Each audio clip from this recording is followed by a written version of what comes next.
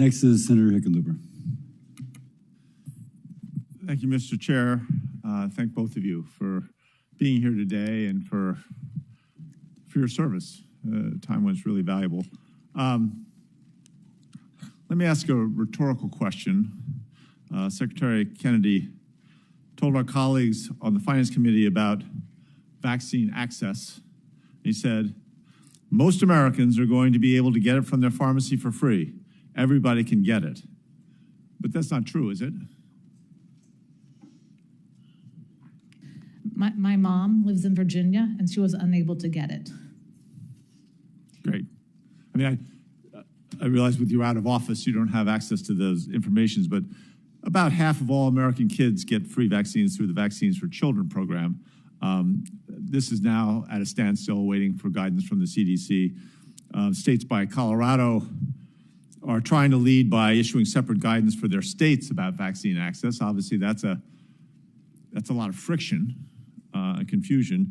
Many insurance plans defer to federal recommendations to determine coverage of vaccines, leaving many families with bills that can range into the hundreds of dollars just for vaccines. And pharmacies across the country, from the confusion, they're not sure if they can administer the vaccine or even if they have it in stock. So I think we've got a real problem to navigate that we've got to be able to look at it. Dr. Monarez, during your tenure as CDC director, your short-lived tenure, you tried to implement guardrails to reinforce the Advisory Committee on Immunization Practices, or ACIP. Given the Secretary's actions, do you still agree that we need those guardrails? Yeah, what I was trying to implement was what I had testified here on June 25th is transparency, accountability, and integrity to the processes.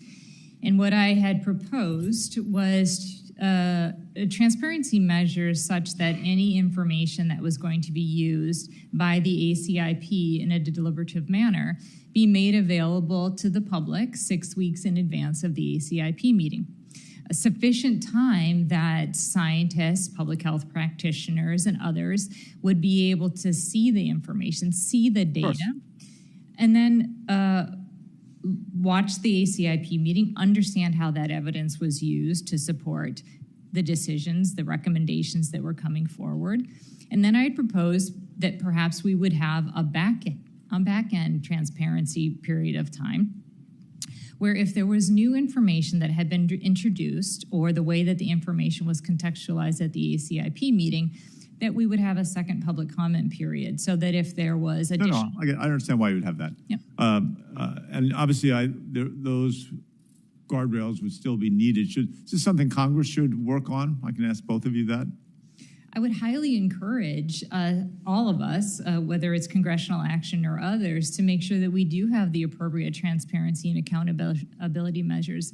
The ACIP deliberations are critically important and they impact real lives. And so the more that we can do to ensure that we are achieving radical transparency, accountability, and evidence-based decision-making, I would highly encourage it. Right. And FACA does have provisions, the Federal Advisory Committee Act, and so I do think this is the perfect opportunity for Congress to ensure that CDC is following those processes. Those processes are there for a reason, to ensure that there's transparency, gold standard science, and that the public has the opportunity to engage. Right, transparency becomes one of the keys. We're talking about trust here. Yes. And without transparency, you're never going to have trust in the modern world. In terms of pandemic preparedness, and Dr. Howery, I'll talk to you, and I love seeing where you did your training in Denver, Colorado, Denver Health, which is my medical provider, just so we're completely clear. I thought you meant Tulane, but that's okay. Love both. I want my 9 seconds back. Dr. Howery, given the layoffs, somewhere in the process of over 2,000 employees have been fired or attempted to be fired. In your testimony, you mentioned the CDC has seen a 60% decrease in flu samples and a 70% decrease in COVID samples. That's alarming. That's striking to me. What's the reduction? What's that attributed to?